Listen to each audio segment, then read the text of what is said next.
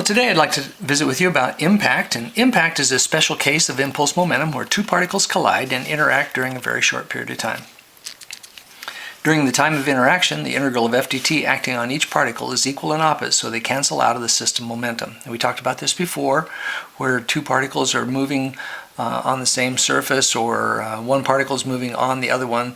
One particle may move relative to the other one, and the forces and the times that they are interacting with each other are equal and opposite. So we can use, and those are called internal forces, and we can ignore the internal force times the time.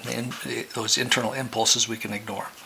We can usually also ignore the effects of gravity and friction during that impact because their integral of FDT is very small compared to the impulse of the two impact impulses. All right. So therefore the conservation of momentum applies, and we will say that the sum of the momentums before is equal to the sum of the momentums afterward. Now the two exiting velocities are determined by the coefficient of restitution, and you may remember this from physics or some other source, but the two exiting velocities are what happens after impact, and they are divided by the approaching velocities. So the difference between the exiting velocities is divided by the difference between the approaching velocities. Coefficient of restitution will be between 0 and 1. It cannot be greater than 1. It cannot be less than 0. So it's usually a fraction of some sort. A couple of special cases of the coefficient of restitution are if there's no difference in the exiting velocities, that means the particles are stuck together.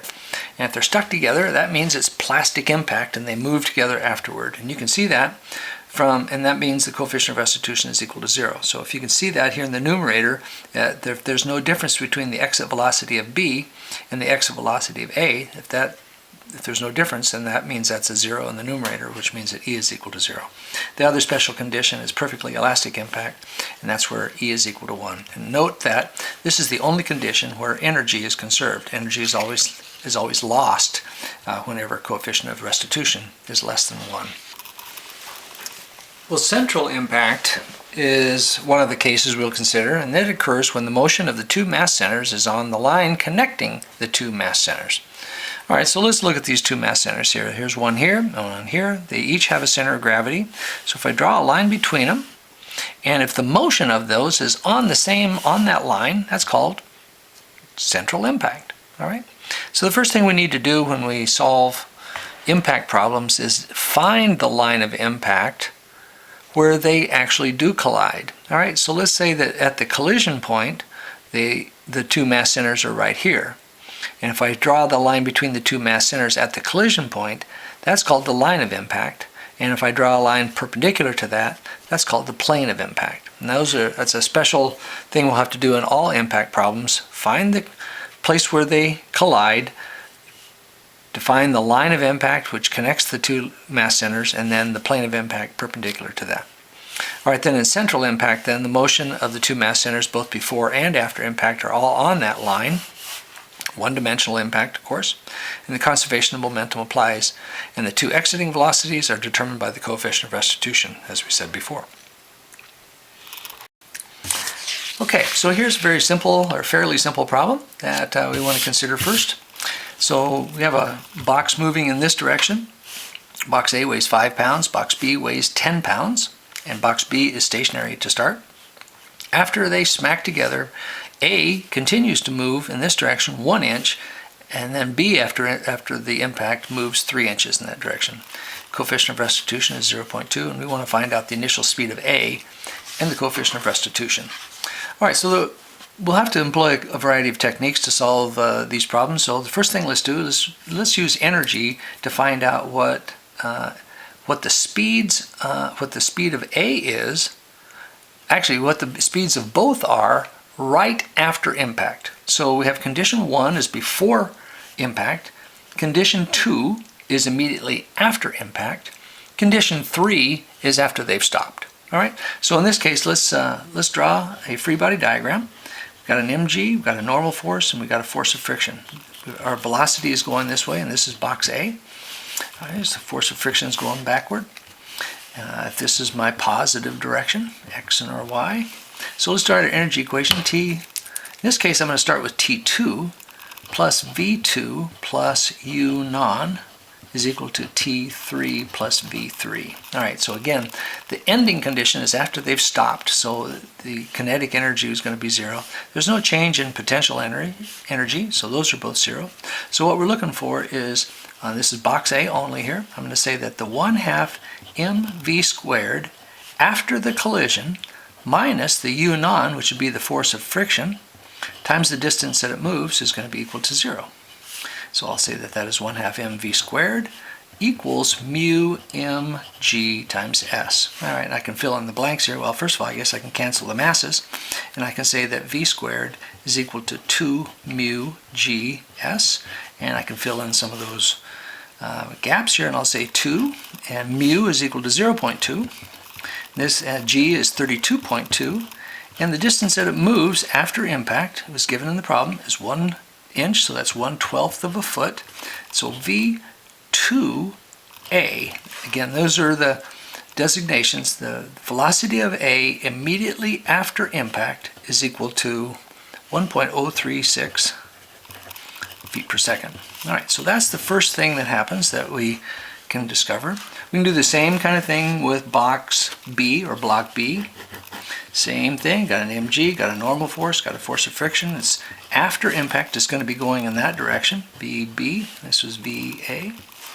And I write the same equation. I'll say 1/2 mvb squared equals mu mg times its s. And it has a different s. It moved 3 inches. Has a different mass, but again, the masses cancel. But I can find V2 of B is equal to 1.794 feet per second. All right, so that gets us to the point where we can begin the momentum analysis. Again, these are the speeds immediately after impact. All right, so to find out what happened before impact, we'll use the conservation of momentum. We can't use energy during the impact because energy is lost in that. Conservation or momentum is conserved, but energy is lost, so we have difficulty generally using energy relationships during impact. So during impact, let's do conservation of momentum. And we'll say that the sum of mv1 is equal to the sum of mv condition 2. All right. And what do we have before impact? Only box A is moving, so that'll be 5 over 32.2. And now I'm looking for the beginning initial speed of A, and I don't know that yet. So that's V1 or A1. And that's the only thing that's moving before impact. So after impact, these are my two velocities of my two masses. So I'll say 5 over 32.2 times VA of 1.036 plus 10 over 32.2 times 1.794. And I can solve for VA1, and that's equal to 4.624 feet per second. Okay? So math isn't very hard, just making sure the reasoning makes sense to you, and we can follow that along.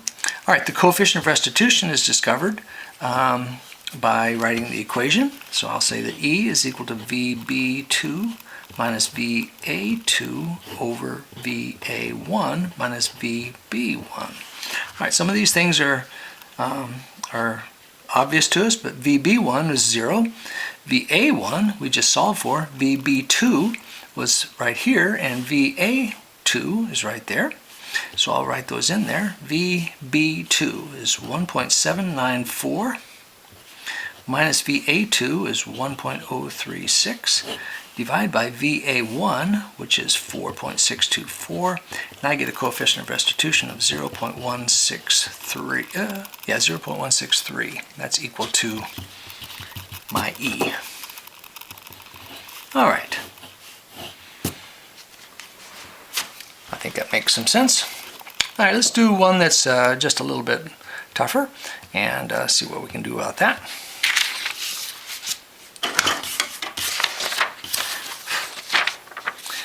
All right, this one I'm not going to do all the writing. I just want to talk you through it.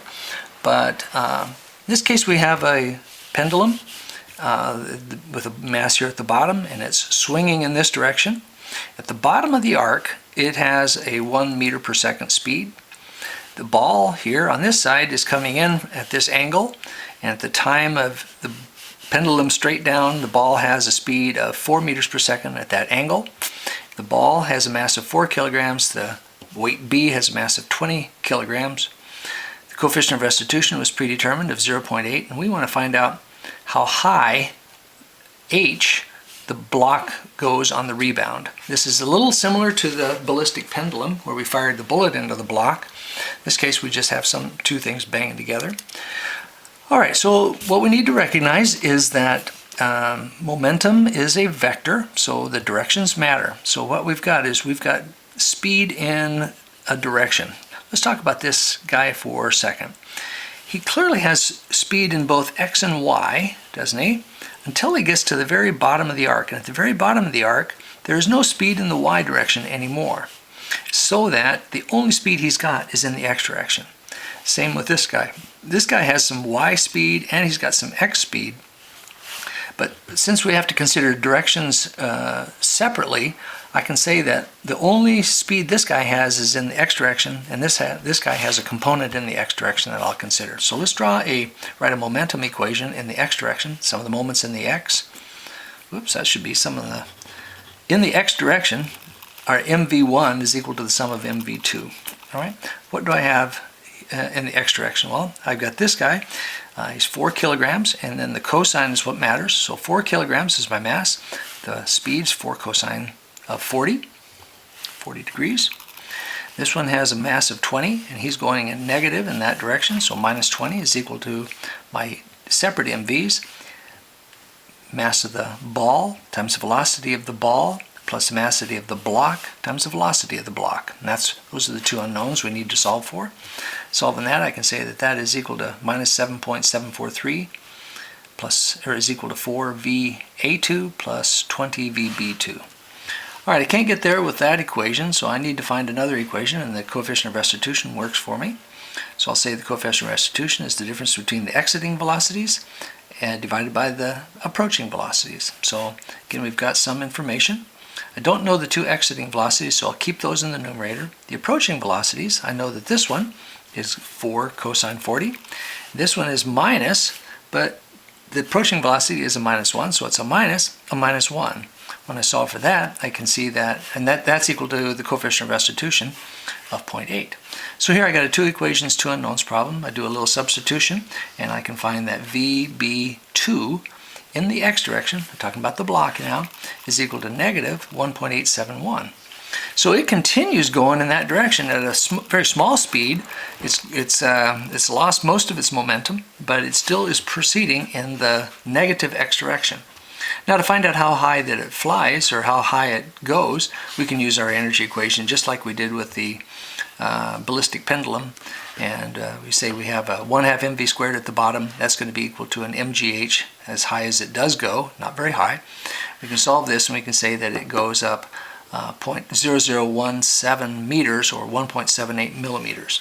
And again, it's actually going to go up in this direction, and it's going to rise up 1.78 millimeters. Anyway, I hope that helps with your understanding.